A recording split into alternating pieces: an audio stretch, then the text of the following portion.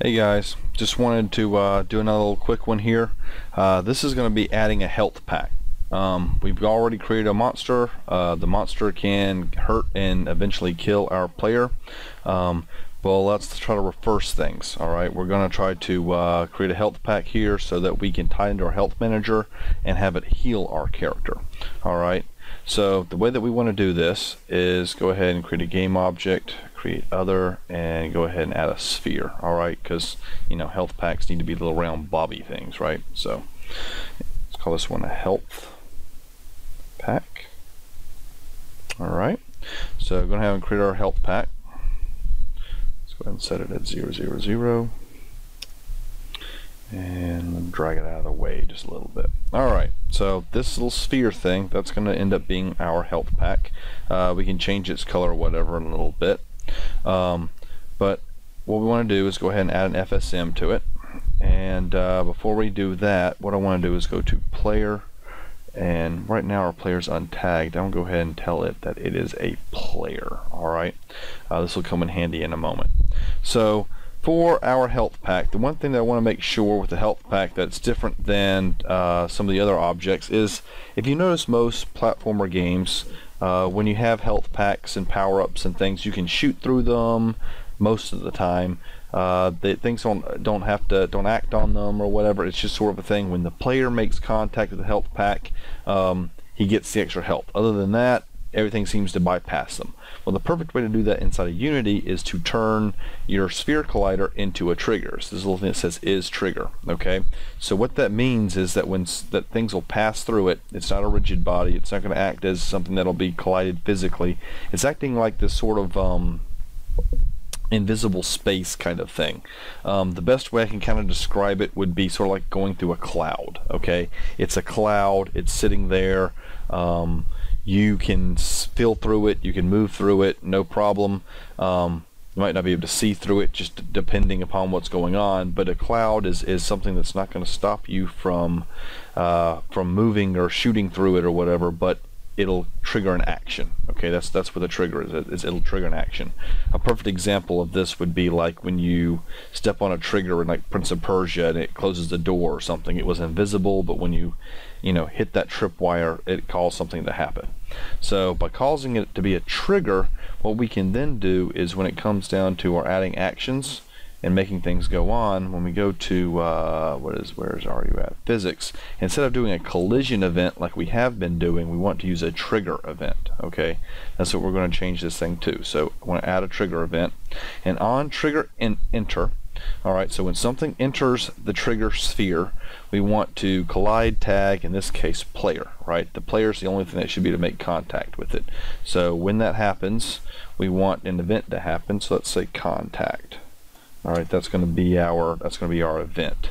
Okay, so send event contact. Alright, so that's what we want. We want an on trigger, a player makes contact.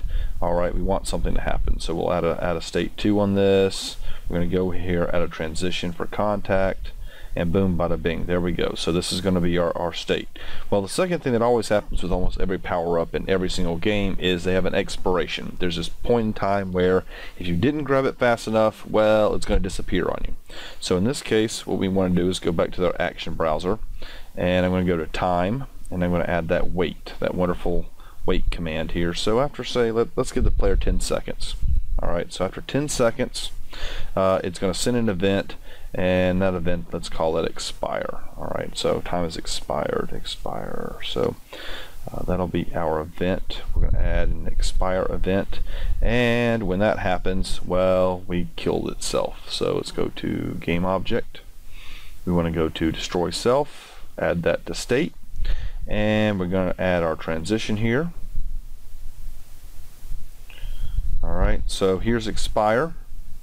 Go ahead and call it expire. Alright, it's going to be our state.